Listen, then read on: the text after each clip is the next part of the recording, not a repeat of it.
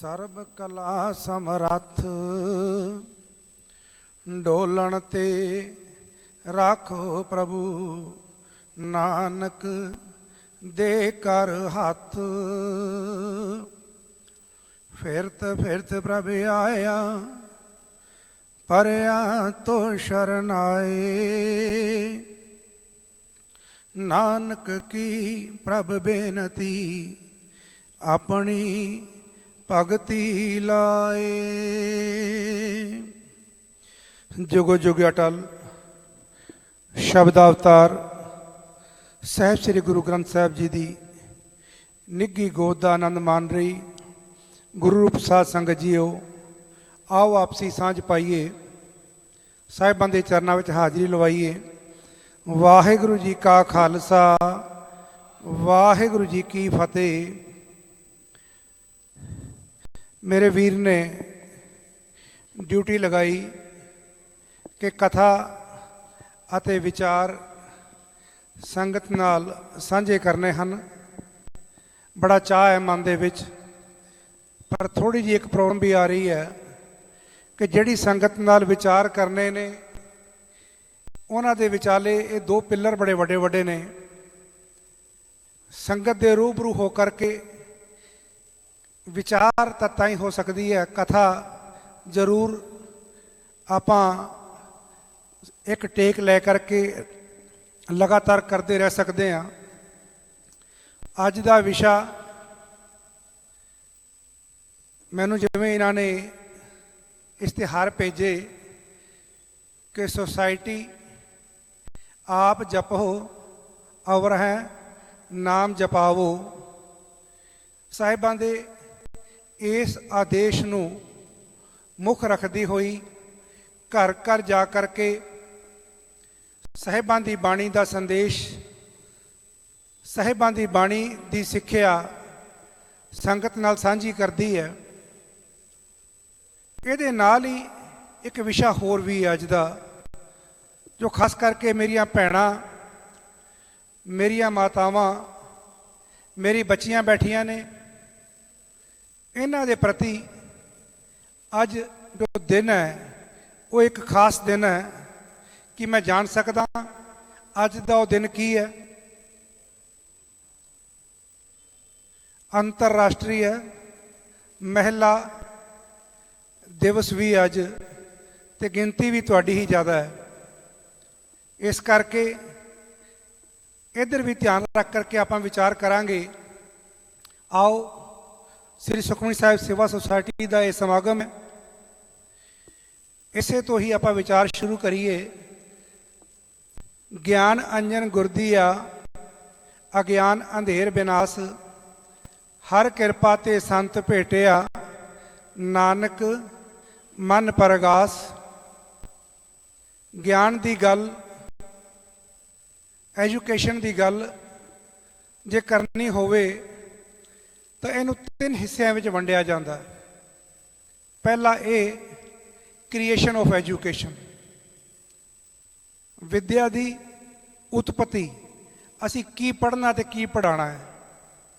ਬੜੇ ਸੌਖੇ ਹਾਂ ਅਸੀਂ, ਸਾਨੂੰ 10 ਜਾਮਿਆਂ ਦੇ ਵਿੱਚ ਸਾਹਿਬਾਂ ਨੇ ਉਹ ਸਾਰੀ ਦੇਣ ਦੇ ਦਿੱਤੀ। ਸਾਨੂੰ ਇਸ ਲਾਈਨ 'ਤੇ ਜ਼ਿਆਦਾ ਮਿਹਨਤ ਕਰਨ ਦੀ ਲੋੜ ਨਹੀਂ ਹੈ। ਅਗਲੀ ਲਾਈਨ ਜੋ ਇਸ਼ਤਿਹਾਰ 'ਤੇ ਲਿਖੀ ਹੋਈ ਹੈ, ਆਪ ਜਪੋ ਅਵਰ ਹੈ ਨਾਮ ਜਪਾਵੋ। ਸੁਖਮਨੀ ਸਾਹਿਬ ਦੇ ਵਿੱਚ ਇਹ ਸੰਦੇਸ਼ ਗੁਰੂ ਸਾਹਿਬ 2 ਵਾਰੀ ਦਿੰਦੇ ਨੇ।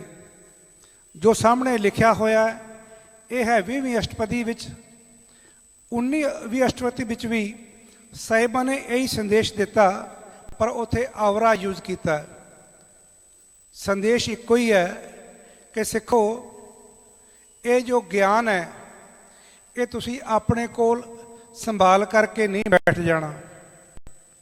ਬੋਲ ਸੋ ਧਰਮੜੀਆ ਚੁੱਪ ਕਤ ਧਾਰੀ ਰਾਮ। ਕਹਿੰਦੇ ਪਰਮਾਤਮਾ ਨੇ ਤੈਨੂੰ ਚੁੱਪ ਕਰਨਾ ਨਹੀਂ ਸਿਖਾਇਆ। ਜਬ ਲਗ ਦੁਨੀਆ ਰਹੀ ਹੈ ਨਾਨਕ, ਕਿਛ ਸੁਣੀਐ ਕਿਛ ਕਹੀਐ। ਇਹ ਸੰਦੇਸ਼ ਹੈ ਗੁਰੂ ਸਾਹਿਬ ਦਾ ਕਿ ਜਦੋਂ ਤੱਕ ਦੁਨੀਆ ਦੇ ਵਿੱਚ ਵਿਚਰਨਾ ਹੈ, ਸੁਣ ਕੇ ਗਿਆਨ ਪ੍ਰਾਪਤ ਵੀ ਕਰਨਾ ਹੈ ਤੇ ਅੱਗੇ ਟਰਾਂਸਮਿਸ਼ਨ ਵੀ ਕਰਨਾ ਹੈ। Creation of education, transmission of education. Education ਨੂੰ ਅੱਗੇ ਕਿਵੇਂ ਲੈ ਕਰਕੇ ਚੱਲਣਾ ਹੈ। ਚੌਥੇ ਪਾਤਸ਼ਾਹ ਨੇ ਵੀ ਇਹ ਗੱਲ ਕਹੀ ਹੈ, ਜਨ ਨਾਨਕ ਧੂੜ ਮੰਗੈ ਤਿਸ ਗੁਰ ਸਿੱਖ ਕੀ, ਜੋ ਆਪ ਜਪੈ ਅਵਰਹਿ ਨਾਮ ਜਪਾਵੈ। ਇਹਦਾ ਕੀ ਮਤਲਬ ਹੋਇਆ ਕਿ ਗੁਰੂ ਸਾਹਿਬ ਨੇ ਸਾਡੀ ਵੱਡੀ ਡਿਊਟੀ ਲਾਈ ਹੈ। ਗੰਡਾ ਸਿੰਘ ਜੀ ਇੱਕ ਇਤਿਹਾਸਕਾਰ ਹੋਏ ਨੇ, ਉਹਨਾਂ ਨੇ ਤਾਂ ਇੱਥੋਂ ਤੱਕ ਕਿਹਾ ਕਿ ਹਰ ਇੱਕ ਸਿੱਖ ਨੂੰ, ਸਿੱਖ ਦੇ ਵਿੱਚ ਇਕੱਲੀ ਪੁਰਸ਼ ਨਹੀਂ ਹੈ, ਪੁਰਸ਼ ਅਤੇ ਇਸਤਰੀ ਦੋਨੋਂ ਸ਼ਾਮਿਲ ਨੇ। ਹਰ ਇੱਕ ਸਿੱਖ ਨੂੰ ਪ੍ਰਚਾਰਕ ਹੋਣਾ ਚਾਹੀਦਾ, ਹਰ ਇੱਕ ਸਿੱਖ ਨੂੰ ਇਤਿਹਾਸ ਦੀ ਜਾਣਕਾਰੀ ਹੋਣੀ ਚਾਹੀਦੀ ਹੈ, ਹਰ ਇੱਕ ਸਿੱਖ ਗੁਰਬਾਣੀ ਪੜ੍ਹ ਕੇ ਤੇ ਉਸ 'ਤੇ ਚੱਲਣ ਵਾਲਾ ਵੀ ਹੋਣਾ ਚਾਹੀਦਾ। ਪਹਿਲਾ ਟੀਚਾ, ਪਹਿਲੀ ਜਿਹੜੀ ਜ਼ਰੂਰਤ ਸੀ, ਸਾਨੂੰ ਗੁਰੂ ਸਾਹਿਬ ਨੇ ਸਿੱਖਿਆ ਦੇ ਰੂਪ ਵਿੱਚ ਸ੍ਰੀ ਗੁਰੂ ਗ੍ਰੰਥ ਸਾਹਿਬ, ਜੋ ਸਾਨੂੰ ਸਾਰੀਆਂ ਹੀ ਸਿੱਖਿਆਵਾਂ ਦਿੰਦੇ ਨੇ। ਮੈਂ ਕਿਹਾ ਕਰਦਾ ਕਿ ਸ੍ਰੀ ਗੁਰੂ ਗ੍ਰੰਥ ਸਾਹਿਬ ਦੇ ਵਿੱਚ ਇਬਾਦਤ ਦੇ ਬੋਲ ਤਾਂ ਹੈਗੇ ਹੀ ਹੈ, ਜੋ ਅਕਾਲ ਪੁਰਖ ਅੱਗੇ ਇਬਾਦਤ ਕਰਨੀ ਹੈ ਉਹਦੇ ਬੋਲ ਤਾਂ ਹੈਗੇ ਹੀ ਹੈ, ਪਰ ਇਹ ਨਾਲ ਨਾਲ ਜੀਵਨ ਜਾਂਚ ਵੀ ਹੈਗੀ ਹੈ। ਅੱਜ ਆਪਾਂ ਵੇਖਣਾ ਹੈ ਇਹ ਜੀਵਨ ਜਾਂਚ ਕਿਵੇਂ ਹੈ। ਜੇ ਤਾਂ ਇਸ ਤਰ੍ਹਾਂ ਕਲਾਸਾਂ ਲਗਾ ਕਰਕੇ, ਇਸ ਤਰ੍ਹਾਂ ਦੇ ਦੀਵਾਨ ਕਰ ਕਰਕੇ ਗੁਰੂ ਦੀ ਸਿੱਖਿਆ ਰੋਜ਼ ਪੜ੍ਹਦੇ ਰਹੀਏ, ਰੋਜ਼ ਕਰਦੇ ਰਹੀਏ, ਫਿਰ ਥੋੜ੍ਹਾ ਜਿਹਾ ਭਾਈ ਗੁਰਦਾਸ ਜੀ ਟਣਕਾ ਮਾਰ ਦਿੰਦੇ ਆ। ਕੀ ਕਹਿੰਦੇ ਆ ਕਿ ਖਾਂਡ ਖਾਂਡ ਕਹਿਤ ਜਿਹਬਾ ਨਾ ਸਵਾਦ ਮਿੱਠਾ ਆਵੇ, ਕਿ ਖਾਲੀ ਖੰਡ ਖੰਡ ਕਹੀ ਜਾਵਾਂਗੇ ਕਿ ਜੀਭ ਮਿੱਠੀ ਹੋ ਜਾਏਗੀ। ਅਗਨ ਅਗਨ ਕਹਿਤ ਨਾ ਸੀਤ ਵਿਨਾਸ਼ ਹੈ, ਅਗਨ ਅਗਨ ਕਹੀ ਜਾਈਏ ਕਿ ਇਹ ਠੰਡ ਦੂਰ ਹੋ ਜਾਏਗੀ। ਵੈਦ ਵੈਦ ਕਹਿਤ ਰੋਗ ਨਾ ਮਿਟਤ ਕਹੂੰ ਕਾ, ਆਪਾਂ ਡਾਕਟਰ ਡਾਕਟਰ ਬੇਸ਼ੱਕ ਕਰੀ ਜਾਈਏ ਕਿ ਉਹਦੇ ਨਾਲ ਰੋਗ ਦੂਰ ਹੋ ਜਾਏਗਾ। ਦਰਬ ਦਰਬ ਕਹਿਤ ਨਾ ਦਰਬ ਬਿਲਾਸ ਹੈ, ਧਨ ਧਨ ਧਨ ਕਰੀ ਜਾਈਏ ਕਿ ਆਪਾਂ ਧਣੀ ਬਣ ਜਾਵਾਂਗੇ। ਇਸੇ ਤਰ੍ਹਾਂ ਹੀ ਚੰਦਨ ਚੰਦਨ ਕਹਿਤ, ਬਾਰ ਬਾਰ ਆਪਾਂ ਚੰਦਨ ਚੰਦਨ ਕਹੀ ਜਾਂਦੇ ਹਾਂ, ਪਰ ਉਹਦੇ ਨਾਲ ਕੀ ਹੈ, ਉਹ ਜਿਹੜੀ ਖੁਸ਼ਬੂ ਹੈ ਉਹ ਆਪਾਂ ਨੂੰ ਮਿਲ ਸਕਦੀ ਹੈ। ਇਸੇ ਤਰ੍ਹਾਂ ਹੀ ਚੰਦਰ ਚੰਦਰ ਕਹੀ ਜਾਈਏ ਕਿ ਚੰਦਰ ਦੀ ਰੋਸ਼ਨੀ ਦਾ ਪ੍ਰਕਾਸ਼ ਹੋ ਜਾਏਗਾ। ਭਾਈ ਰਵਿਦਾਸ ਜੀ ਆਪਣੇ ਸਾਨੂੰ ਸੰਦੇਸ਼ ਦੇ ਰਹੇ ਨੇ, ਤੈਸੇ ਹੀ ਗਿਆਨ ਗੋਸ਼ਟ ਕਹਿਤ ਨ ਰਹਿਤ ਪਾਵੈ। ਗਿਆਨ ਦੀਆਂ ਗੱਲਾਂ ਕਰੀ ਜਾਈਏ ਪਰ ਰਹਿਤ ਦੀ ਪ੍ਰਾਪਤੀ ਨਹੀਂ ਹੋਏਗੀ। ਕਰਨੀ ਪ੍ਰਧਾਨ ਭਾਨ ਉਦਤ ਪ੍ਰਕਾਸ਼ ਹੈ।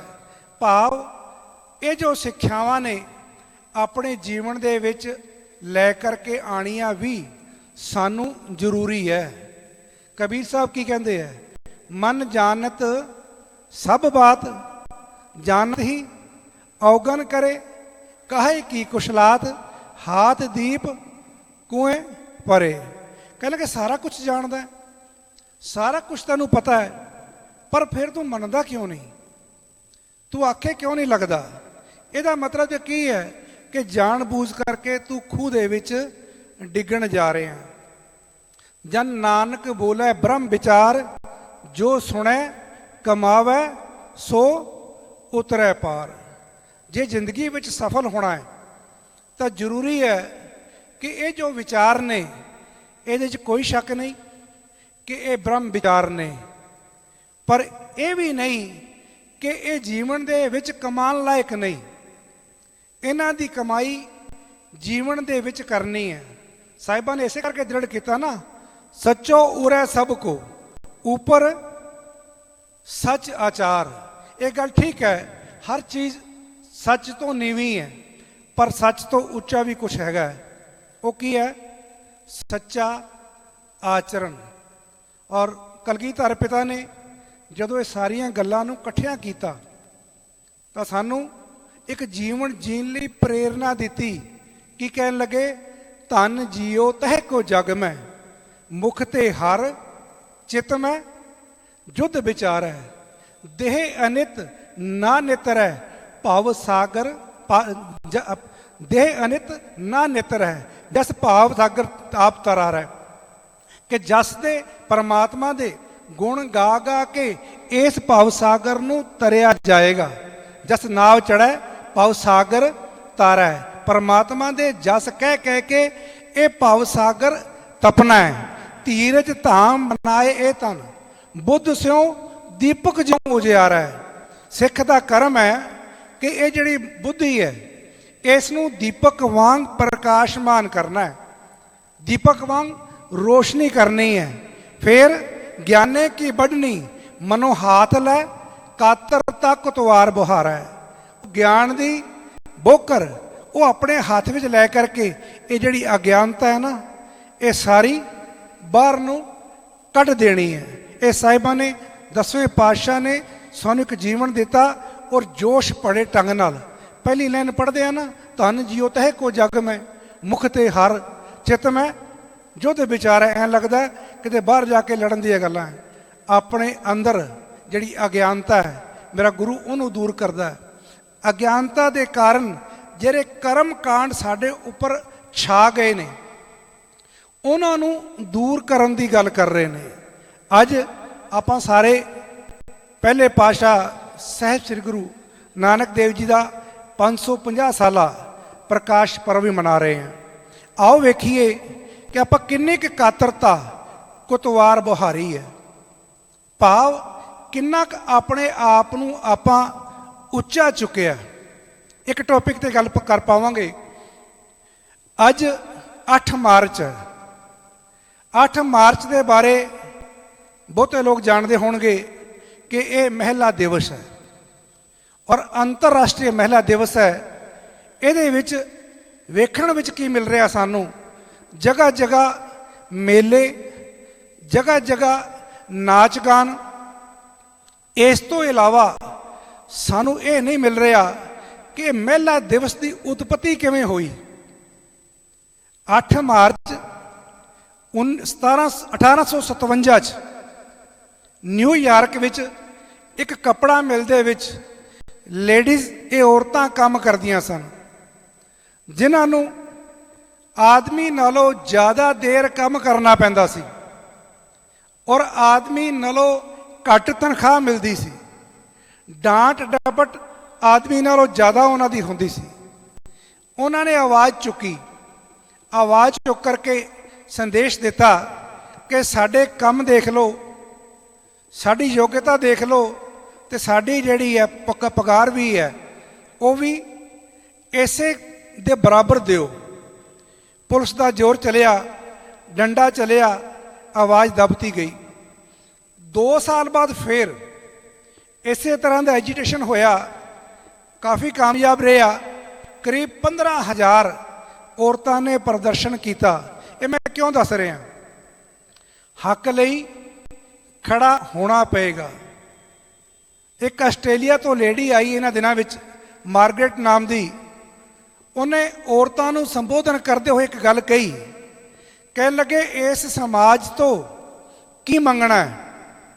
ਅਸੀਂ ਆਪਣੇ ਆਪ ਨੂੰ ਲੋਹੇ ਦੇ ਜਿਸਮ ਵਾਲੀਆਂ ਬਣਾਉਣਾ ਹੈ, ਭਾਵ ਇੰਨੀਆਂ ਆਪਣੇ ਆਪ ਨੂੰ ਮਜ਼ਬੂਤ ਕਰਨਾ ਹੈ ਤਾਂ ਕਿ ਇਸ ਸਮਾਜ ਨਾਲ ਟੱਕਰ ਲੈ ਸਕੀਏ। ਆਖਰ ਸਮਾਂ ਆਇਆ 1908 ਦਾ, ਫਿਰ ਐਜੀਟੇਸ਼ਨ ਹੋਇਆ ਔਰ ਇਸ ਐਜੀਟੇਸ਼ਨ ਵਿੱਚ ਇਹ ਮੰਨਿਆ ਗਿਆ ਕਿ ਬੇਸ਼ੱਕ ਔਰਤ ਸਰੀਰ ਵਜੋਂ ਪੁਰਸ਼ ਨਾਲੋਂ ਭੇਦ ਕਰਦੀ ਹੈ ਪਰ ਉਹਨੂੰ ਸਮਾਨਤਾ ਦਾ ਅਧਿਕਾਰ ਮਿਲਣਾ ਚਾਹੀਦਾ।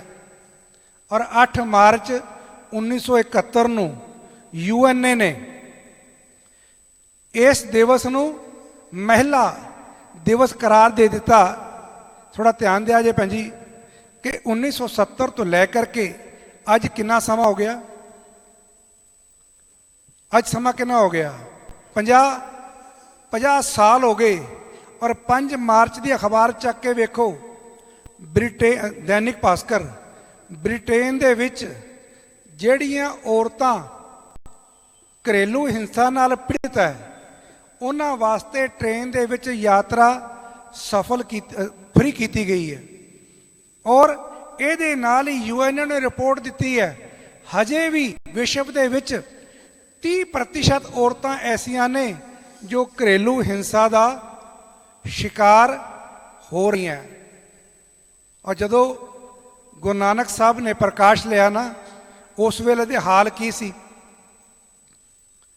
ਸਾਡੇ ਪੁਰਾਤਨ ਧਰਮ ਗ੍ਰੰਥ ਚੱਕ ਕੇ ਵੇਖੋ ਜਰਾ। ਅਦਮ ਅਦਮ ਅਦਮ ਅਤ ਨਾਰੀ, ਭਾਵ ਨੀਚ ਨੀਚ ਅਤ ਨੀਚ ਉਹ ਨਾਰੀ ਹੈ। ਢੋਲ ਗਵਾਰ शूद्र पशु अर नारी ये पांचों ताड़न के अधिकारी। इदां दे विचार साडे महापुरुषां दे, जिन्होंने असीं महापुरुष कह रहे हैं, उन्हां दे चल रहे सन। औरत नूं केवल पैर दी जुत्ती, औरत दी मत, गुत पिछे इदां दीयां गल्लां ही प्रचलित सन। भाव बराबर दा अधिकार नहीं दिता जा रहा सी कि अज देता। 17 फरवरी ਨੂੰ सुप्रीम कोर्ट का एक फैसला आया है, ध्यान होना कि नहीं किसी ਨੂੰ, ਜਿਹਦੇ ਵਿੱਚ ਭਾਰਤ ਦੀ ਫੌਜ ਦੇ ਵਿੱਚ ਔਰਤ ਨੂੰ ਕਮਾਂਡਿੰਗ ਰੈਂਕ ਤੇ ਪਹੁੰਚਣ ਦੀ ਅਧਿਕਾਰ ਦਿੱਤੇ ਗਏ ਹਨ। ਔਰ ਵਿਰੋਧ ਕਰਨ ਵਾਲੇ ਕੌਣ ਸਨ? ਸਾਡੇ ਵੱਡੇ ਵੱਡੇ ਸਲਾਹਕਾਰ। ਮੈਂ ਇੱਥੋਂ ਤੱਕ ਕਹਾਂ कि हिंदुस्तान का बेताज बादशाह, मैं नाम नहीं लेना चाहता, अगर वो विचार सुन लो ना, वो की कह रहे हैं अज के दिन कि औरतां जड़ियां ने संपन्न घर दियां औरतां ते पढ़ियां लिखियां औरतां, इन्हां दी तलाक सब तो ज़्यादा हो रहे हैं। कि ये संदेश किधर नूं जांदा है? औरतां आर्थिक रूप से सबल नहीं होनियां चाहिए, या औरतां पढ़ियां लिखियां नहीं होनियां चाहिए। जो गुरु नानक साहब सामने ये गल आई तो साहिबा ने संदेश की दिता? सारिਆਂ ਨੂੰ याद है, पंड जमी है पंड निमी है पंड मंगन ब्याह, पंडो होवै दोस्ती पंडो चलै राहो, पंड मूआ पंड पाली है, पंड होवा बंदान सो क्यों मंदा आखी है। तुसी तो बोलो ना, सो क्यों मंदा आखी है जित जम्मै राजान। अपनी आवाज़ आप चुकोगे गल बनेगी। मेरे वर्गे कुछ बंदे साइड तो आकर के औरत नाल संपैथी रख सकते हैं, पर हक लैन लई तां आप अगे होना पैना ना। इसलिए इन्हां गल्लां नूं समझो। गुरु साहब ने ये सानूं संदेश दिता, पर गुरु साहब ने एक होर गल भी वेखी। वो की वेखी कि रन्ना होइयां बोधियां पुरुष होए सही याद, सील संजम सुच पन्नी, खाना खाज अखाज। कहने लगे मैं वेख की रहा कि औरत नूं मारन लई औरत ही राय दे रही है, बोधियां सलाहकार ते पुरुष शिकारी। कि औरतां सलाहकार ने कि इनू मारता जावे, ये विधवा हो गई है, इनू मारता जावे, ये बच्चियां ही पैदा करी जाती है, इनू मारता जावे क्योंकि ये घर वाला लगातार बीमार है, ये डैन है। तो सलाह देने वाला कौन है? औरतां खुद। तो साहिबा ने एक संदेश दिता कि सतियां ये ना आखियन जो मड़ियां लग जलन, सतियां से ही जानी है जो बिरह चोट मरन।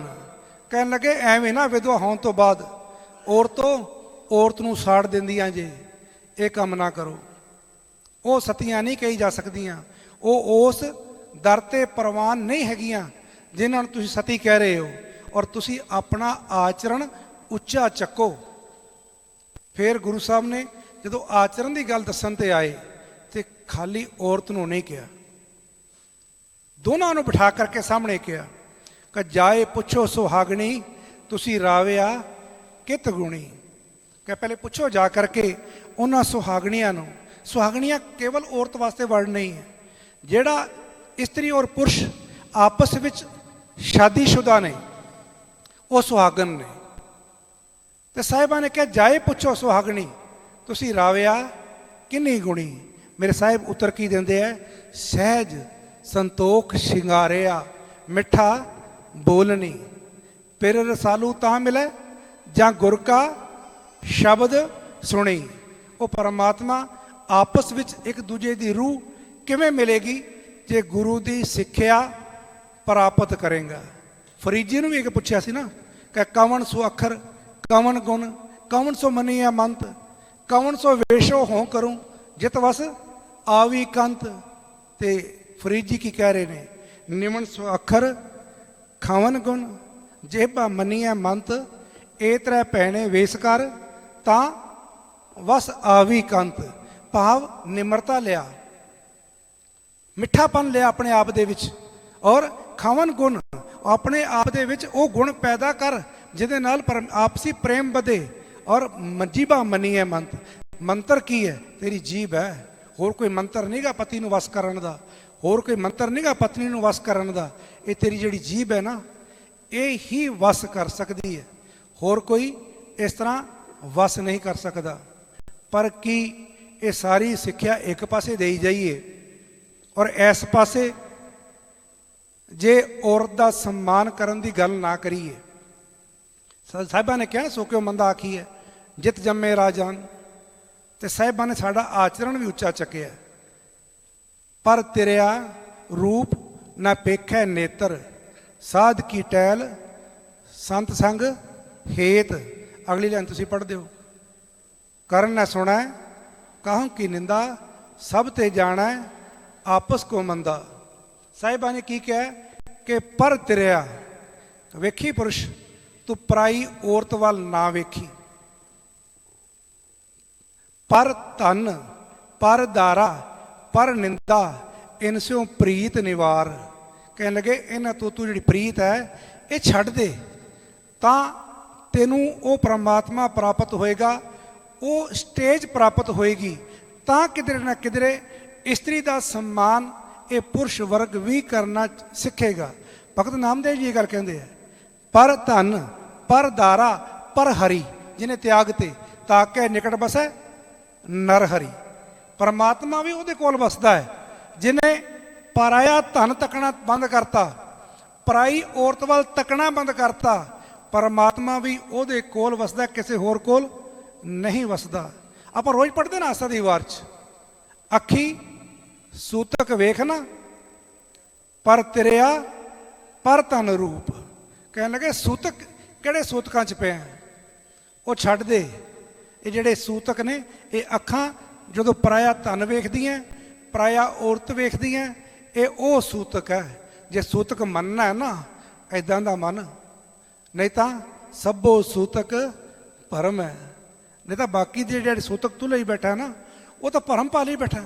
ਹਰ ਘਰ ਵਿੱਚ ਜੀਵ ਪੈਦਾ ਹੋ ਰਿਹਾ, ਹਰ ਘਰ ਵਿੱਚ ਰੋਜ਼ ਕੋਈ ਨਾ ਕੋਈ ਮਰ ਰਿਹਾ, ਤੇ ਤੂੰ ਕਿਹੜੇ ਪਾਸੇ ਚੱਲ ਪਿਆ? ਸਾਹਿਬਾਂ ਨੇ ਸਾਨੂੰ ਇਹ ਗੱਲ ਦ੍ਰਿੜ ਕਰਾਈ। 10ਵੇਂ ਪਾਤਸ਼ਾਹ ਨੇ ਕੀ ਕਿਹਾ? ਨਿਜ ਨਾਰੀ ਸੰਗ ਨੇਹ ਤੁਮ ਨਿਤ ਬੜਈਓ ਪਰ ਨਾਰੀ ਕੀ ਸੇਜ ਭੂਲ ਸੁਪਨੇ ਹੋ ਨਾ ਜਾਈਓ। 10ਵੇਂ ਪਾਤਸ਼ਾਹ ਨੇ ਸਾਨੂੰ ਦ੍ਰਿੜ ਕਰਾਇਆ ਸਾਡਾ ਆਚਰਣ ਕਿੰਨਾ ਉੱਚਾ ਚੱਕਿਆ। ਸਾਡਾ ਆਚਰਣ ਇੰਨਾ ਉੱਚਾ ਚੱਕਿਆ ਕਿ ਪਰਾਈ ਔਰਤ ਬਾਰੇ ਤਾਂ ਸੁਪਨੇ ਵਿੱਚ ਵੀ ਤੁਸੀਂ ਨਹੀਂ ਸੋਚਣਾ ਕਿ ਉਧਰ ਜਾਣਾ ਹੈ। ਨਾ ਨਾ ਨਾ, ਇੱਦਾਂ ਦੇ ਕੰਮ ਮਨ 'ਚ ਨਹੀਂ ਲਿਆਣੇ। ਸਾਹਿਬਾਂ ਨੇ ਧੰਨ ਫਿਰ ਇਹ ਨਾ ਆਖੀ ਹੈ ਬਹਿਨ ਇਕੱਠੇ ਹੋਏ ਏਕ ਜੋਤ ਬੋਲੋ ਦੋਏ ਮੂਰਤੀ ਧੰਨ ਫਿਰ ਕਹੀ ਐਸੋਏ। ਕਹਿਣ ਲੱਗੇ ਇੱਦਾਂ ਦਾ ਆਚਰਣ ਬਣਾਉਣਾ ਹੈ, ਇਹ ਨਹੀਂ ਉਹ ਅਲੱਗ ਪਾਸੇ ਤੇ ਉਹ ਅਲੱਗ ਪਾਸੇ। ਕਿਉਂਕਿ ਇੱਕ ਦੂਸਰੇ ਨੂੰ ਜਿੱਤਣ ਲਈ, ਜੇ ਪਰਮਾਤਮਾ ਨੂੰ ਜਿੱਤਣ ਲਈ ਚਤੁਰਾਈ ਚੱਲਦੀ ਹੈ, ਤੇ ਜਦੋਂ ਔਰਤ ਕਹੇ ਮੈਂ ਪੜ੍ਹੀ ਲਿਖੀ ਹਾਂ ਔਰ ਮੈਂ ਚਲਾਕੀ ਨਾਲ ਘਰ ਵਾਲੇ ਨੂੰ ਜਿੱਤ ਲਵਾਂ, ਤੇ ਜੇ ਪੁਰਸ਼ ਕਹੇ ਮੈਂ ਚਲਾਕੀ ਨਾਲ ਜਿੱਤ ਲਵਾਂ, ਤਾਂ ਖਿਆਲ ਰੱਖਿਆ ਜੇ ਸ਼ਸਤਰ ਇੱਕੋ ਹੀ ਹੈ। ਇਹ ਮਨ ਚੰਚਲਾ ਚਤੁਰਾਈ ਕਿਨੇ ਨਾ ਪਾਇਆ। ਚਤੁਰਾਈ ਨਾਲ ਨਹੀਂ ਪਾਇਆ ਜਾ ਸਕਦਾ।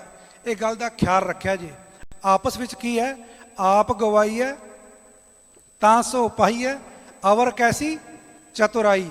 ਹੋਰ ਕੋਈ ਚਤੁਰਾਈ ਨਹੀਂ, ਕੇਵਲ ਆਪਣਾ ਹੰਕਾਰ ਗਵਾ ਦੇਣਾ ਹੈ। ਜਿਸ ਬੇਤਾਜ ਬਾਦਸ਼ਾਹ ਦੀ ਮੈਂ ਗੱਲ ਕਰ ਰਿਹਾ, ਉਸ ਨੇ ਵੀ ਇਹ ਗੱਲ ਕਹੀ ਕਿ ਜਿਹੜੀਆਂ ਔਰਤਾਂ ਸੰਪੰਨ ਨੇ, ਜਿਹੜੀਆਂ ਔਰਤਾਂ ਪੜ੍ਹੀਆਂ ਲਿਖੀਆਂ ਨੇ ਉਹਨਾਂ ਦੇ ਅੰਦਰ ਦੰਭ ਆ ਜਾਂਦਾ ਹੈ, ਭਾਵ ਅਹੰਕਾਰ ਆ ਜਾਂਦਾ ਹੈ, ਔਰ ਅਹੰਕਾਰ ਦੀ ਮਾਰੀਆਂ ਵਸਦੀਆਂ ਨਹੀਂ।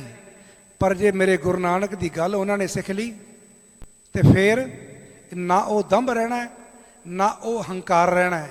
ਕੀ ਮਤਲਬ ਹੋਇਆ? ਸਿੱਖਿਆ ਸਾਨੂੰ ਇਸ ਪਾਸੇ ਨਹੀਂ ਲੈ ਕਰਕੇ ਜਾਂਦੀ, ਪਰ ਅਧੂਰੀ ਸਿੱਖਿਆ ਸਾਨੂੰ ਕੀ ਕਰਦੀ ਹੈ? ਹਮੇਸ਼ਾ ਖਰਾਬ ਕਰਦੀ ਹੈ। ਅਧੂਰੀ ਸਿੱਖਿਆ ਤੋਂ ਦੂਰ ਰਹਿਣਾ ਹੈ। ਜਦੋਂ ਸਾਡੀ ਸਿੱਖਿਆ ਦੇ ਵਿੱਚ ਇਹ ਗੁਣ ਨਹੀਂ ਹੋਣਗੇ ਕਿ ਜਾਏ ਪੁੱਛੋ ਸੁਹਾਗਣੀ ਤੁਸੀਂ ਰਾਵਿਆ ਕਿਤ ਗੁਣੀ, ਸਹਿਜ ਸੰਤੋਖ ਸਿੰਗਾਰਿਆ ਮਿੱਠਾ ਬੋਲਣੀ। ਸਹਿਜ ਤੇ ਸੰਤੋਖ ਦੀ ਸਿੱਖਿਆ ਅਸੀਂ ਦਿੱਤੀ ਨਹੀਂ। ਨਾਨਕ ਸੁਹਾਗਣ ਕਾ ਕਿਆ ਚਿੰਨ੍ਹ ਹੈ? ਅੰਦਰ ਸੱਚ ਮੁਖ ਉਜਲਾ ਖਸਮੈ ਮਾਹੇ ਸਮਾਏ। ਇਹ ਗੁਣ ਜਿਹੜੇ ਹੈ ਅਸੀਂ ਦੋਵਾਂ ਨੂੰ ਦੱਸਾਂਗੇ ਕਿ ਪੜ੍ਹਿਆ ਲਿਖਿਆ ਵੀ ਤਲਾਕ ਵਾਲੇ ਪਾਸੇ ਜਾਏਗਾ। ਕਿਉਂਕਿ ਮੈਂ ਵਕੀਲ ਹਾਂ, ਮੈਂ ਰੋਜ਼ ਵੇਖਦਾ ਕਿ ਕਚਹਿਰੀਆਂ 'ਚ ਕੀ ਹੋ ਰਿਹਾ, ਪਰ ਹੋ ਉੱਥੇ ਹੀ ਰਿਹਾ ਜਿੱਥੇ ਅਧੂਰੀ ਸਿੱਖਿਆ ਹੈ, ਜਿੱਥੇ ਕਿਧਰ ਨਾ ਕਿਧਰੇ ਗੁਰੂ ਨਾਨਕ ਸਾਹਿਬ ਨਾਲ ਵਸਦੇ ਨੇ ਨਾ, ਉੱਥੇ ਇਹੋ ਜਿਹਾ ਕੁਛ ਨਹੀਂ ਮਿਲਿਆ। ਸਾਡੇ ਘਰ ਦੇ ਵੀ ਪੜ੍ਹੇ ਲਿਖੇ ਹੈ, ਮੇਰੀ ਬੱਚੀਆਂ ਵੀ ਪੜ੍ਹੀਆਂ ਲਿਖੀਆਂ, ਸਾਰੇ ਪੜ੍ਹੇ ਲਿਖੇ ਹੈ, ਪਰ ਨਾਲ ਨਾਲ ਜਦੋਂ ਤੱਕ ਗੁਰੂ ਨਾਨਕ ਸਾਹਿਬ ਨਾਲ ਨੇ ਉਦੋਂ ਇਹ ਦੰਭ ਨਹੀਂ ਆ ਸਕਦਾ, ਇਹ ਜਿਹੜਾ ਹੰਕਾਰ ਸਾਡੇ ਵਿੱਚ ਨਹੀਂ ਆ ਸਕਦਾ। ਆਪਾਂ ਕੋਸ਼ਿਸ਼ ਕਰਨੀ ਹੈ ਕਿ ਇਹ ਜੀਵਨ ਨੂੰ ਜਿਉਣਾ ਹੈ। ਖਾਲੀ ਗੱਲਾਂ ਕਰਕੇ ਉੱਠ ਜਾਾਂਗੇ ਤਾਂ ਗੱਲ ਨਹੀਂ ਬਣਨੀ। ਜੀਵਨ ਜਿਉਣਾ ਕਿਵੇਂ ਹੈ? ਮੈਂ ਇੱਕ ਜਗ੍ਹਾ ਗੱਲ ਕਰ ਰਿਹਾ ਸੀ, ਕਹਿਣ ਲੱਗੇ ਜੀ ਕਿ ਸਿੱਖ ਇਸਤਰੀ ਨੂੰ ਇਹ ਫੈਸ਼ਨ ਵਾਲੀਆਂ ਡਰੈਸਾਂ ਨਹੀਂ ਪਾਉਣੀਆਂ ਚਾਹੀਦੀਆਂ। ਬੜਾ ਵਿਵਾਦ ਹੈ, ਬੜੀ ਵੱਡੀ ਵੱਡੀ ਗੱਲ ਕਹਿ ਜਾਂਦੇ ਹੈ, ਪਰ ਮੇਰੇ ਸਾਹਿਬਾਂ ਨੇ ਕੀ ਕਿਹਾ? ਬਾਬਾ ਹੋਰ ਪਹਿਨਣਾ ਖੁਸ਼ੀ ਖਵਾਰ ਜਿਤ ਪਹਿਦੇ ਤਨ ਪੀੜੀ ਹੈ ਮਨ ਮੈਂ ਚਲੇ ਵਿਕਾਰ।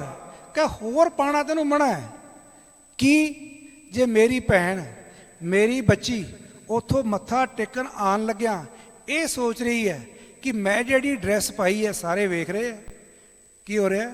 ਮਨ ਮੈਂ ਚਲੇ ਵਿਕਾਰ। ਔਰ ਜੇ ਕਿਸੇ ਨੇ ਨਹੀਂ ਵੇਖੇ ਫਿਰ ਦੂਜੇ ਪਾਸੇ ਈਰਖਾ। ਔਰ ਜਿਹੜੇ ਪਾਠ ਸੁਣ ਰਹੇ ਨੇ ਉਹ ਵੀ ਬਾਈ ਦੇ ਵੇ ਵੇਖਦੇ ਹੈ ਕਿ ਇਹਨੇ ਕੱਪੜੇ ਪੂਰੇ ਕਿਉਂ ਨਹੀਂ ਪਾਏ। ਤਾਂ ਜਿਹੜੇ ਸਾਹਮਣੇ ਬੈਠੇ ਉਹਨਾਂ ਦੇ ਵੀ ਮਨ 'ਚ ਵਿਕਾਰ ਚੱਲ ਪੈਂਦਾ। ਤਾਂ ਕੋਈ ਪਾਬੰਦੀ ਨਹੀਂ ਸਾਡੀ ਡਰੈਸਾਂ 'ਤੇ। ਤੁਸੀਂ ਜੀਨ ਪਾਉਂਦੀਆਂ ਜੇ, ਤੁਸੀਂ ਸ਼ਰਟਾਂ ਪਾਉਂਦੀਆਂ ਜੇ, ਪਰ ਪਾਣਾ ਇਸ ਤਰ੍ਹਾਂ ਦਾ ਹੋਣਾ ਚਾਹੀਦਾ ਨਾ ਆਪਣਾ ਮਨ ਵਿਚਲਿਤ ਹੋਵੇ ਨਾ ਸਾਹਮਣੇ ਦਾ ਮਨ ਵਿਚਲਿਤ ਹੋਵੇ। ਖਾਸ ਕਰਕੇ ਗੁਰਦੁਆਰੇ ਆਉਂਦੇ ਹੋਏ ਐਂ ਲੱਗੇ ਮੈਂ ਡਰੈਸ ਉੱਦਾਂ ਦੀ ਪਾਈ ਹੋਵੇ ਅਤੇ ਲੱਗਾ ਵੀ ਮੈਂ ਗੁਰੂ ਗੋਬਿੰਦ ਸਿੰਘ ਦੀ ਧੀ। ਕਿਉਂਕਿ ਗੁਰੂ ਗੋਬਿੰਦ ਸਿੰਘ ਨੇ ਸਾਨੂੰ ਕਲਗੀਆਂ ਸਜਾਣੀਆਂ ਸਿਖਾਈਆਂ, ਸੋਹਣੀਆਂ ਦਸਤਾਰੇ ਸਜਾਣੇ ਸਿਖਾਏ ਹੈ। ਉਹ ਇਹ ਤਾਂ ਨਹੀਂ ਚਾਹੁੰਦੇ ਕਿ ਅਸੀਂ ਜੈਨੀਆਂ ਵਾਂਗੂ ਸਿਰ ਸਿੱਟ ਕੇ ਮੂੰਹ 'ਤੇ ਮੁਸਕਾਨ ਹੀ ਨਾ ਹੋਵੇ ਔਰ ਇੱਦਾਂ ਦਾ ਆਚਰਣ ਅਪਣਾ ਲਈਏ। ਇਹ ਵੀ ਉਹ ਨਹੀਂ ਚਾਹੁੰਦੇ। ਸੋਹਣੇ ਕੱਪੜੇ ਪਾਣੇ ਹੈ, ਸੋਹਣੀਆਂ ਪੁਸ਼ਾਕਾਂ ਪਾਉਣੀਆਂ, ਸੋਹਣੀਆਂ ਫੈਸ਼ਨ ਕਰਨੇ ਆ। ਸੋਹਣੇ ਦਾ ਮਤਲਬ ਬੜੀ ਵੱਡੀ ਪਰਿਭਾਸ਼ਾ ਹੈ ਸੋਹਣੇ ਦੀ, ਕਿਉਂਕਿ ਇਸ ਟਾਈਮ ਜ਼ਿਆਦਾ ਨਹੀਂ ਕਿਹਾ ਜਾ ਸਕਦਾ, ਪਰ ਸੋਹਣੇ ਫੈਸ਼ਨ ਕਰਨੇ ਆ ਜਿਹਦੇ ਨਾਲ ਮਨ ਦੇ ਵਿੱਚ ਵਿਕਾਰ ਬਸ ਨਾ ਚੱਲਣ। ਇੰਨਾ ਕੁ ਪੈਮਾਨਾ ਹੈ। ਮੈਂ ਇਹ ਸਮਝਦਾ ਕਿ ਮੈਨੂੰ ਜਿੰਨਾ ਸਮਾਂ ਮਿਲਿਆ ਸੀ ਕੋਈ ਗੱਲ ਅੱਜ ਗੱਲਾਂ ਕਰਨ ਨੂੰ ਬਹੁਤ ਦਿਲ ਕਰ ਰਿਹਾ ਸੀਗਾ। ਕਿਉਂ? ਮੈਂ ਜਿਵੇਂ ਆ ਕੇ ਬੈਠਾ ਮੇਰੇ ਵੀਰ ਨੇ ਆਂਦੇ ਇੱਕ ਸ਼ਬਦ ਪੜ੍ਹਿਆ ਜਾ ਰਿਹਾ ਸੀਗਾ, ਕਹਿਣ ਲੱਗੇ ਕਿ ਪੰਚਮ ਪਿਤਾ ਦਾ ਸੰਦੇਸ਼ ਅਸੀਂ ਜੀਵਨ 'ਚ ਉਤਾਰਦੇ ਹਾਂ। ਗੱਲ ਇਹੀ ਸੀ ਨਾ, ਐਪਲੀਕੇਸ਼ਨ ਆਫ ਐਜੂਕੇਸ਼ਨ। 3 ਪੁਆਇੰਟ ਹੈ ਨਾ, creation of education, transmission of education and application of education. ਗੱਲ ਤਾਂ ਆ ਕਰਕੇ ਇੱਥੇ ਰੁਕ ਜਾਂਦੀ ਹੈ। ਜਦੋਂ ਐਪਲੀਕੇਸ਼ਨ ਦੀ ਵਾਰੀ ਆਉਂਦੀ ਹੈ ਨਾ, ਅਸੀਂ ਸਾਰੇ ਇਹ ਚੀਜ਼ਾਂ ਭੁੱਲ ਜਾਂਦੇ ਹਾਂ ਕਿ ਐਪਲੀਕੇਟ ਅਸੀਂ ਨਹੀਂ ਕਰਾਂਗੇ। ਕਿਉਂ ਨਹੀਂ ਕਰ ਪਾਵਾਂਗੇ? ਕਿਉਂਕਿ ਸਾਨੂੰ ਗੁਰੂ ਦੀ ਸਿੱਖਿਆ ਭੁੱਲ ਜਾਂਦੀ ਹੈ। ਹੁਣੇ ਹੀ ਗੁਰੂ ਸਾਹਿਬ ਦਾ ਇੱਕ ਸੰਦੇਸ਼ ਮੈਨੂੰ ਯਾਦ ਆ ਰਿਹਾ ਸੀਗਾ ਕਿ ਪਵਨੇ ਮੈਂ ਪਵਨ ਸਮਾਇਆ, ਜੋਤੀ ਮੈਂ ਜੋਤ ਰਲ ਜਾਇਆ, ਮਾਟੀ ਮਾਟੀ ਹੋਈ ਏਕ, ਰੋਵਨ ਹਾਰੇ ਕੀ ਕਵਨ ਟੇਕ, ਅਗਲੀ ਕਿਛ ਖਬਰ ਨਾ ਪਾਈ। ਮੈਨੂੰ ਧਿਆਨ ਦਿਆ ਜੇ, ਕਿਉਂਕਿ ਸਾਰੇ ਮਿਸ਼ਨਰੀ ਬੈਠੇ ਨੇ। ਕਿਹੜਾ ਭੋਗ ਇਹੋ ਜਿਹਾ ਹੈ ਅੱਜ ਜਿਹਦੇ ਵਿੱਚ ਇਹ ਅਰਦਾਸ ਨਹੀਂ ਹੁੰਦੀ ਕਿ ਇਹ ਜਿਹੜਾ ਸਾਰਾ ਪਾਠ ਹੈ ਉਹਨੂੰ ਮਿਲੇ? ਤੇ ਮੇਰੇ ਗੁਰੂ ਨਾਨਕ ਸਾਹਿਬ ਕੀ ਕਹਿੰਦੇ ਆ? ਨਾਨਕ ਅੱਗੇ ਸੋ ਮਿਲੇ ਜੇ ਖੱਟੇ ਕਾਲੇ ਦੇ। ਅੱਗੇ ਤਾਂ ਉਹ ਮਿਲਣਾ ਜੋ ਤੂੰ ਆਪ ਕਮਾਇਆ। ਤੇ ਅਸੀਂ ਗੁਰੂ ਨਾਨਕ ਸਾਹਿਬ ਤੋਂ ਉਲਟ ਹੋ ਕਰਕੇ ਪਹਿਲਾਂ ਅਰਦਾਸ ਹੀ ਗੁਰੂ ਅੱਗੇ ਉਹ ਰੱਖ ਦਿੰਦੇ ਆ ਜਿਹੜੀ ਮੇਰੀ ਗੁਰੂ ਨੇ ਸਾਨੂੰ ਦੱਸੀ ਨਹੀਂ ਕਰਨੀ। ਜਦੋਂ ਇਹ ਗੱਲ ਕਰੀਦੀ ਹੈ ਤਾਂ ਲੋਕ ਇਹ ਪੁੱਛਣ ਲੱਗ ਪੈਂਦੇ ਕੀ ਤੁਸੀਂ ਅਗਲਾ ਜਨਮ ਨਹੀਂ ਮੰਨਦੇ? ਦੇਖੋ, ਸਾਰਾ ਗੁਰੂ ਗ੍ਰੰਥ ਸਾਹਿਬ ਬਾਰ-ਬਾਰ ਪੜ੍ਹੋ, ਬਾਰ-ਬਾਰ ਪੜ੍ਹੋ। ਅਗਲੇ ਦੀਆਂ ਵੀ ਗੱਲਾਂ ਕੀਤੀਆਂ ਗੁਰੂ ਨੇ, ਜਿੱਥੇ ਸਾਹਮਣੇ ਵਾਲਾ ਅਗਲੇ ਤੋਂ ਬਿਨਾਂ ਤੁਰਦਾ ਹੀ ਨਹੀਂ। ਪਰ ਗੁਰੂ ਨੇ ਬੜੀ ਵਧੀਆ ਜਾਚ ਦੱਸੀ ਹੈ। ਕਹਿਣਗੇ ਅਗਲਾ ਸਵਾਰਨ ਲਈ ਤੇਰਾ ਧੀ ਪੁੱਤ ਕੰਮ ਨਹੀਂ ਆਏਗਾ। ਥੋੜਾ ਧਿਆਨ ਦਿਆ ਜੇ। ਅਗਲਾ ਸਵਾਰਨ ਲਈ ਤੇਰਾ ਧੀ ਪੁੱਤ ਕੰਮ ਨਹੀਂ ਆਏਗਾ। ਅਗਲਾ ਸਵਾਰਨ ਲਈ ਪੰਡਤ ਨੂੰ ਦਿੱਤਾ ਹੋਇਆ ਦਾਨ ਕੰਮ ਨਹੀਂ ਆਏਗਾ। ਅਗਲਾ ਸਵਾਰਨ ਲਈ ਤਾਂ ਤੈਨੂੰ ਇਸੇ ਜਨਮ ਦੇ ਵਿੱਚ ਉਹ ਕਰਮ ਕਰਨੇ ਪੈਣੇ ਹੈ ਜਿਹਦੇ ਨਾਲ ਤੂੰ ਜਿਹੜੇ ਅਗਲੇ ਦੀ ਗੱਲ ਕਰ ਰਹੇ ਹੈ। ਗੁਰੂ ਸਾਹਿਬ ਕਹਿੰਦੇ ਜਿਹੜੇ ਅਗਲੇ ਦੀ ਤੂੰ ਗੱਲ ਕਰ ਰਹੇ ਹੈ ਉਹ ਅਗਲਾ ਸਵਾਰਨ ਲਈ ਤੈਨੂੰ ਇਸ ਜਨਮ ਵਿੱਚ ਆਪ ਹੀ ਕੁਝ ਕਰਨਾ ਪੈਣਾ। ਇਸ ਕਰਕੇ ਉਹ ਕਰਮ ਜੇ ਆਪਾਂ ਆਪ ਕਰਾਂਗੇ ਤਾਂ ਗੱਲ ਬਣਨੀ ਹੈ ਨਾ, ਨਹੀਂ ਤਾਂ ਐਵੇਂ ਪੜ੍ਹੀ ਜਾਵਾਂਗੇ ਤੇ ਅੱਗੇ ਚਲੀ ਜਾਵਾਂਗੇ। ਅੱਜ ਮੈਂ ਇੱਕ ਸੰਦੇਸ਼ ਵੀ ਦੇਣਾ ਚਾਹੁੰਦਾ ਕਿ ਸਾਡੀ ਰਹਿਤ ਮਰਿਆਦਾ ਜੋ ਸ੍ਰੀ ਅਕਾਲ ਤਖਤ ਸਾਹਿਬ ਤੋਂ ਛਪੀ ਹੋਈ ਹੈ 1935 ਵਿੱਚ, ਜਿਹਨੂੰ ਬਣਨ ਲੱਗਿਆ ਹੀ ਕਰੀਬ 10 ਸਾਲ ਤੋਂ ਉੱਤੇ ਲੱਗੇ ਸੀ। ਕੋਈ ਐਵੇਂ ਨਹੀਂ ਬਣ ਗਈ, ਉਹ ਬੜੇ ਵਿਚਾਰ ਕੀਤੇ ਗਏ। ਪਰ ਮੈਂ ਇੱਕ ਗੱਲ ਕਹਾਂਗਾ, ਤੁਸੀਂ ਨਾ ਮੰਨਿਓ ਉਸ ਰਹਿਤ ਮਰਿਆਦਾ ਨੂੰ, ਬਿਲਕੁਲ ਨਾ ਮੰਨਿਓ। ਪਰ ਕਿਸੇ ਗੱਲ ਨੂੰ ਰਿਜੈਕਟ ਕਰਨ ਲੱਗੇ ਇੱਕ ਵਾਰੀ ਪੜ੍ਹ ਜ਼ਰੂਰ ਲਿਆ ਜੇ, ਇੱਕ ਵਾਰੀ ਪੜ੍ਹਿਆ ਜੇ ਜ਼ਰੂਰ। ਤੇ ਜੇ ਮੰਨਣੀ ਹੈ ਫਿਰ ਤਾਂ ਜੀਵਨ ਜਾਚ ਸਾਰੀ ਦੀ ਸਾਰੀ ਉਸ ਰਹਿਤ ਮਰਿਆਦਾ ਦੇ ਵਿੱਚ ਸਾਨੂੰ ਲਿਖੀ ਹੋਈ ਹੈ। ਪਰ ਅੱਜ ਖਿਆਲ ਰੱਖਿਆ ਜੇ ਇੱਕ ਬੜਾ ਵੱਡਾ ਹਮਲਾ ਹੋ ਰਿਹਾ ਹੈ। ਤੁਸੀਂ ਜਾਣਦੇ ਹੋ ਮੁਸਲਿਮ ਧਰਮ 'ਚ ਦੋ ਵੱਡੇ ਫਿਰਕੇ ਹੈ, ਸ਼ੀਆ ਤੇ ਸੁੰਨੀ। ਤੇ ਇਸੇ ਤਰ੍ਹਾਂ ਹੀ ਹਿੰਦੁਸਤਾਨ ਦਾ ਪੁਰਾਤਨ ਧਰਮ ਹੈ ਜੈਨ ਧਰਮ, ਉਹਨਾਂ ਦੇ ਵੀ ਦੋ ਫਿਰਕੇ ਹੈ, ਸਤੰਬਰ ਤੇ ਦਿਗੰਬਰ। ਇਸੇ ਤਰ੍ਹਾਂ ਹੀ ਬੁੱਧ ਧਰਮ ਸਾਰੇ ਇੰਡੀਆ 'ਚ ਫੈਲ ਗਿਆ, ਹਿੰਦੂ ਧਰਮ ਪਿੱਛੇ ਰਹਿ ਗਿਆ, ਇੰਨਾ ਫੈਲ ਗਿਆ ਸੀ। ਉਹਦੇ ਵੀ ਦੋ ਫਿਰਕੇ ਹੈ, ਹੀਨਯਾਨ ਤੇ ਮਹਾਯਾਨ। ਇਸੇ ਤਰ੍ਹਾਂ ਹੀ ਈਸਾਈਆਂ ਦੇ 11 ਫਿਰਕੇ ਬਣ ਚੁੱਕੇ ਹੈ। ਜਦੋਂ ਜਦੋਂ ਇਹ ਫਿਰਕਿਆਂ 'ਚ ਵੰਡਿਆ ਗਿਆ, ਅੱਗੇ ਵੇਖ ਲਿਆ ਜੀ ਇਹਨਾਂ ਦੇ ਪ੍ਰਚਾਰ ਦੇ ਅੱਗੇ ਰੈੱਡ ਲਾਈਨ ਖੜੀ ਹੋ ਗਈ, ਅੱਗੇ ਪ੍ਰਚਾਰ ਹੈ ਨਹੀਂ ਇਹਨਾਂ ਦਾ। ਸਿਆਣੇ ਕਹਿੰਦੇ ਵਾਲ ਦੇ ਵੀ ਦੋ ਮੂੰਹ ਹੋ ਜਾਣ ਨਾ, ਉਹ ਵਾਲ ਅੱਗੇ ਨਹੀਂ ਵੱਧਦਾ। ਤੇ ਇੱਦਾਂ ਇਹ ਜਿਵੇਂ ਜਿਵੇਂ ਫਿਰਕੇ, ਇਹਨਾਂ ਤੋਂ ਦੇਖ ਸਿੱਖਿਆ ਲਓ, ਇਹ ਜਿਵੇਂ ਜਿਵੇਂ ਫਿਰਕੇ ਦੋ ਹੁੰਦੇ ਗਏ ਇਹਨਾਂ ਦਾ ਪ੍ਰਚਾਰ ਰੁਕਦਾ ਗਿਆ। ਅੱਜ ਤੁਹਾਡੇ ਤੇ ਜ਼ੋਰ ਲੱਗਿਆ ਕਿਸ ਗੱਲ ਦਾ? ਸੰਤ ਤੇ ਪੰਥ ਦਾ। ਤੁਹਾਨੂੰ ਦੋ ਫਿਰਕਿਆਂ 'ਚ ਕਰ ਦੇਣਾ ਇਹਨਾਂ ਨੇ। ਇਹ ਤਾਂ ਮੇਰੇ ਸਾਹਿਬਾਂ ਨੇ ਉਹ ਕਮਾਲ ਕੀਤੀ ਕਿ ਆਗਿਆ ਭਈ ਅਕਾਲ ਕੀ ਤਬੇ ਚਲਾਇਓ ਪੰਥ, ਸਭ ਸਿੱਖਣ ਕੋ ਹੁਕਮ ਹੈ ਗੁਰੂ ਮਾਨਿਓ ਗ੍ਰੰਥ। ਇਹਨਾਂ ਦੋਨਾਂ ਫਿਰਕਿਆਂ ਦੀ ਗੁਰੂ ਗ੍ਰੰਥ ਸਾਹਿਬ ਤੋਂ ਬਿਨਾਂ ਪਾਰ ਨਹੀਂ ਪੈ ਰਹੀ। ਜੇ ਕਿਧਰੇ ਇਹਨਾਂ ਦੀ ਇਸ ਤੋਂ ਪਾਰ ਪੈ ਜਾਂਦੀ ਤੇ ਖਿਆਲ ਰੱਖਿਓ ਇਹ ਧਰਮ ਇੱਦਾਂ ਹੀ ਦਿਨਾਂ ਦੇ ਵਿੱਚ ਸਮੇਟਿਆ ਜਾਣਾ ਸੀ ਜਿਵੇਂ ਛੋਟੇ ਛੋਟੀਆਂ ਸੰਪਰਦਾਵਾਂ ਚੱਲੀਆਂ ਸੀ ਨਾ। ਇਹ ਸਾਹਿਬਾਂ ਦੀ ਦੇਣ ਹੈ। ਇਸ ਲਈ ਕੇਵਲ ਤੇ ਕੇਵਲ ਸ਼੍ਰੀ ਗੁਰੂ ਗ੍ਰੰਥ ਸਾਹਿਬ ਨੂੰ ਆਪਾਂ ਗੁਰੂ ਮੰਨਣਾ, ਸਾਹਿਬਾਂ ਤੋਂ ਹੀ ਸਿੱਖਿਆ ਲੈਣੀ ਹੈ। ਜੋ ਸਿੱਖਿਆ ਆਪਾਂ ਸੰਗਤ 'ਚ ਬੈਠ ਕਰਕੇ ਲੈ ਰਹੇ ਹਾਂ, ਯਕੀਨ ਜਾਣਿਓ ਬੇਸ਼ੱਕ ਮੈਨੂੰ ਟਕਸਾਲਾਂ ਵਿੱਚ ਵੀ ਰਹਿਣ ਦਾ ਮੌਕਾ ਮਿਲਿਆ, ਮੈਨੂੰ ਸੁਸਾਇਟੀਆਂ ਵਿੱਚ ਵੀ ਵਿਚਰਨ ਦਾ ਮੌਕਾ ਮਿਲਿਆ, ਪਰ ਜੋ ਮੈਂ ਤੁਹਾਡੇ ਨਾਲ ਗੱਲਾਂ ਸਾਂਝੀਆਂ ਕੀਤੀਆਂ ਨੇ ਇਹ ਤੁਹਾਡੀ ਸੰਗਤ 'ਚ ਬੈਠ ਕੇ ਕੀਤੀਆਂ ਨੇ, ਕਿਧਰੇ ਅਲੱਗ ਜਾ ਕਰਕੇ ਨਹੀਂ ਕੀਤੀਆਂ। ਇਸ ਲਈ ਆਪਾਂ ਕੋਸ਼ਿਸ਼ ਕਰੀਏ ਆਪਣਾ ਜਿਹੜਾ ਜੀਵਨ ਜਾਚ ਹੈ ਉਹ ਰਹਿਤ ਮਰਿਆਦਾ ਤੋਂ ਲਈਏ। ਕਿਉਂ? ਇਹ ਗੱਲਾਂ ਭੁੱਲ ਜਾਓ ਸਾਡੇ ਬਜ਼ੁਰਗ ਕੀ ਕਹਿੰਦੇ ਸੀ। ਤੁਹਾਡਾ ਬਜ਼ੁਰਗ ਇੱਕੋ ਇੱਕ ਹੈ, ਉਹ ਕੌਣ ਹੈ? ਸਾਹਿਬ ਸ੍ਰੀ ਗੁਰੂ ਨਾਨਕ ਦੇਵ ਜੀ। ਜੋ ਉਹ ਸਿੱਖਿਆ ਦੇ ਗਏ ਉਹ ਸਿੱਖਿਆ ਲੈਣੀ ਹੈ। ਘਰ ਦੇ ਵਿੱਚ ਬਜ਼ੁਰਗ ਬੇਸ਼ੱਕ ਆਸ ਪੜੋਸ ਤੋਂ ਕੋਈ ਗੱਲਾਂ ਲੈ ਕਰਕੇ ਸਾਨੂੰ ਜਨਮ ਵੇਲੇ ਸਾਨੂੰ ਮਰਨ ਵੇਲੇ ਕਰਮ ਕਾਂਡਾਂ ਵਿੱਚ ਪਾਉਣ ਦੀ ਕੋਸ਼ਿਸ਼ ਕਰਦੇ ਨੇ, ਸਾਨੂੰ ਵਿਆਹਾਂ ਵੇਲੇ ਉਸ ਲਾਈਨ ਤੇ ਲੈ ਕੇ ਜਾਂਦੇ ਨੇ। ਆਪਣੀ ਰਹਿਤ ਮਰਿਆਦਾ ਖੋਲ੍ਹ ਕੇ ਵੇਖਿਆ ਜੇ, ਸਾਰੀਆਂ ਗੱਲਾਂ ਤੇ ਸਿੱਧਾ ਮਿਲਦੀਆਂ ਨੇ। ਆਓ, ਮੈਂ ਇਹਨਾਂ ਗੱਲਾਂ ਨਾਲ ਧੰਨਵਾਦੀ ਹਾਂ। ਸਾਡੇ ਕੋਲ ਪੰਥ ਪ੍ਰਸਿੱਧ ਰਾਗੀ ਜਥੇ ਭਾਈ ਸਾਹਿਬ ਭਾਈ ਮਨਪ੍ਰੀਤ ਸਿੰਘ ਜੀ ਪਹੁੰਚ ਚੁੱਕੇ ਹਨ ਕਾਨਪੁਰ ਵਾਲੇ। ਇਹਨਾਂ ਰਾਹੀਂ ਆਪਾਂ ਗੁਰੂ ਦੀ ਗੋਦ ਦਾ ਆਨੰਦ ਮਾਣਨਾ ਹੈ। ਮੈਂ ਅਗਲਾ ਸਟੇਜ ਸੁਖਮਨੀ ਸਾਹਿਬ ਸੇਵਾ ਸੁਸਾਇਟੀ ਨੂੰ ਦਿੰਦਾ ਹੋਇਆ ਸੰਗਤ ਤੋਂ ਖਿਮਾ ਦਾ ਜਾਚਕ ਹਾਂ ਜੀ। ਵਾਹਿਗੁਰੂ ਜੀ ਕਾ ਖਾਲਸਾ, ਵਾਹਿਗੁਰੂ ਜੀ ਕੀ ਫਤਿਹ। ਵਾਹਿਗੁਰੂ ਜੀ ਕਾ ਖਾਲਸਾ, ਵਾਹਿਗੁਰੂ ਜੀ